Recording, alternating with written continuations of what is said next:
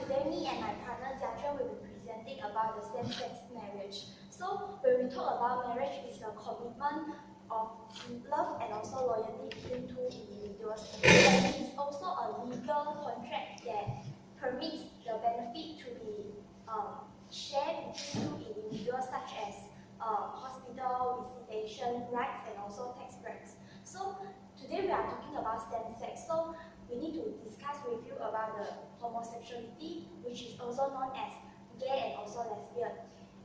The person that exhibit this homosexuality usually exhibit the sexual desire towards the person of his or her own sex. So based on the history, it is known that until now, 21 out of 194 countries worldwide have permitted same-sex marriage. So the picture here shows you the list of countries they have legalized same-sex marriage, and the other one show you for the EU part. And it's known that the world's first legal gay marriage ceremony took place in Netherlands on 1st of April in 2001. So it is occurred between four couples. And for information, the first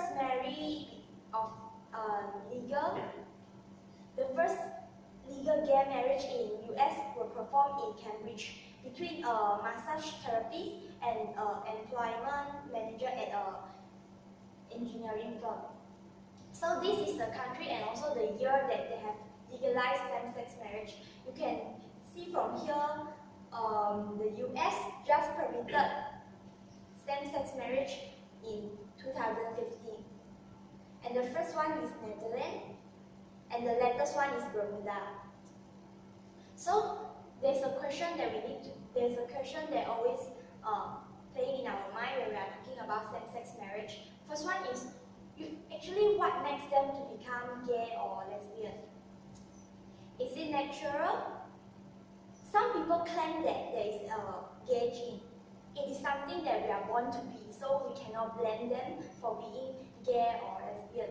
However, a study in 1995 found that 52% of correlation for male identical twins means that if it is really born to be gay, then the twins, both of them will be gay or lesbian. However, it is not like that. If one, based on the study here, if one identical twin was a lesbian, only in 48% of the case, the other twin will also be a lesbian. So this experiment doesn't show the 100% relationship, the direct relationship between the gene and also the gay. So, is there a gay gene? Some people say that you can identify the person whether he or she is a gay or lesbian just based on your finger. So if your ring finger is bigger than your index finger, you are a man. However, if vice versa, you might be a gay. So there's also a study about the brain. It showed that when the hypothalamus was smaller, then the person might be a gay compared to the heterosexual man.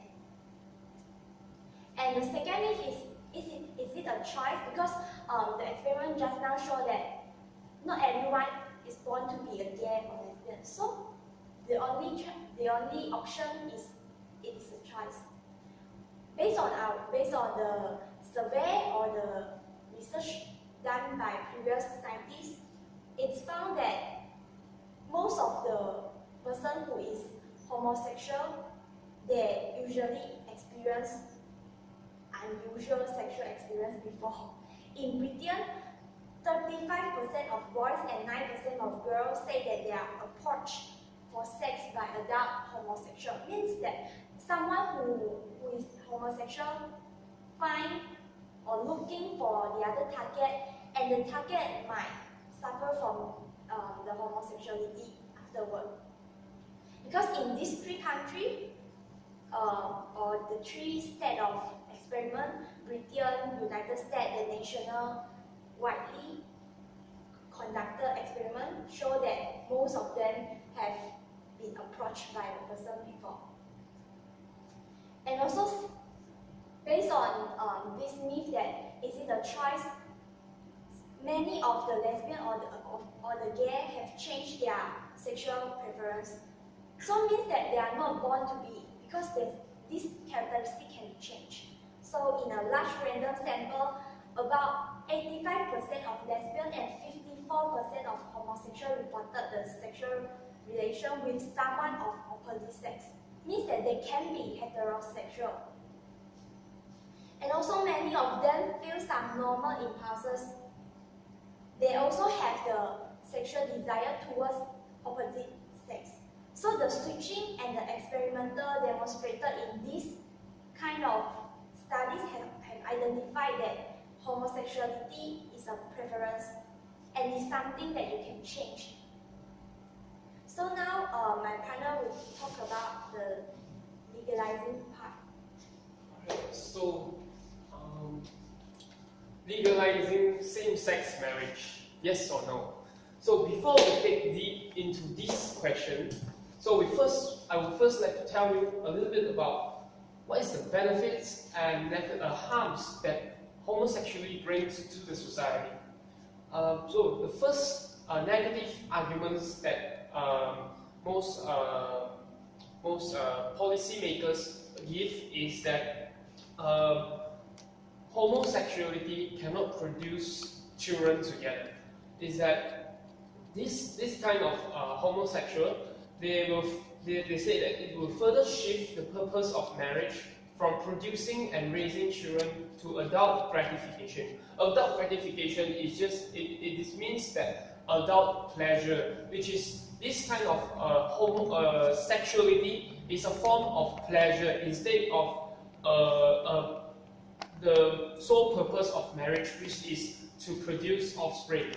And one of the new Nobel Prize winner quoted this is that, which I think is quite convincing, is that it is through children alone that sexual relations become important to society and worthy to be taken cognizance of by a legal institution, which is he said that only by children alone that marriage can be a purpose to humankind.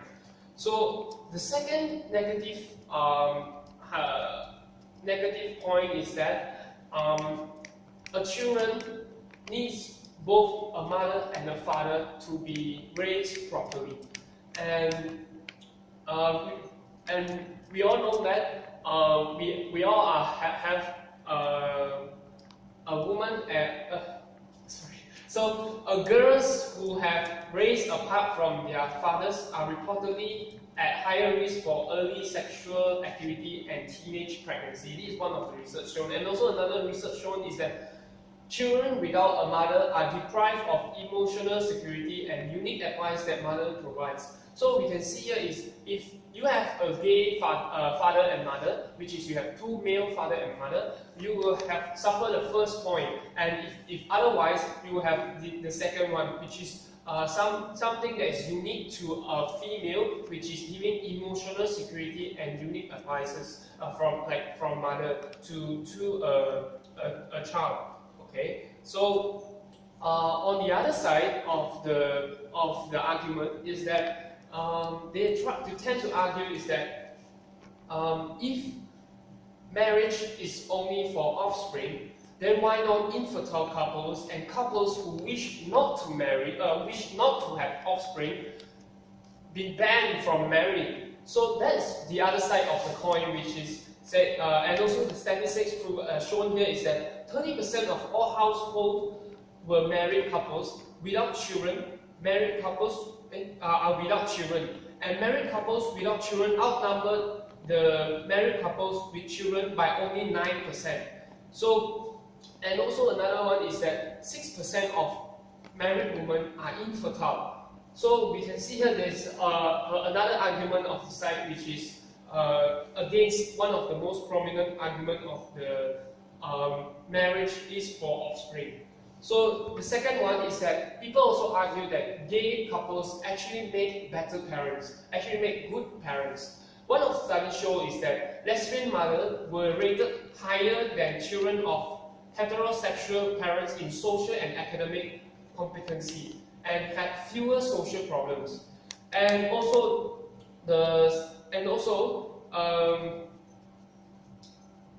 as another study showed is also that children of gay fathers were as well adjusted as those adopted by heterosexual parents, which means if I have homosexual parents, the research shown is that I would be well adjusted to the environment itself. So and the third of benefit of gay couple is that it actually helps in the adopting. It helps adopting orphans, which is from UNICEF itself. There are 140 million children worldwide are orphaned, which homosexuality can actually bring benefits to the society. So back to the questions that we all started. Legalizing same-sex marriage, is it a yes or no answer? So I think, in my opinion, it all boils down to the two things that comes into consideration, which is the freedom of choice versus social acceptance.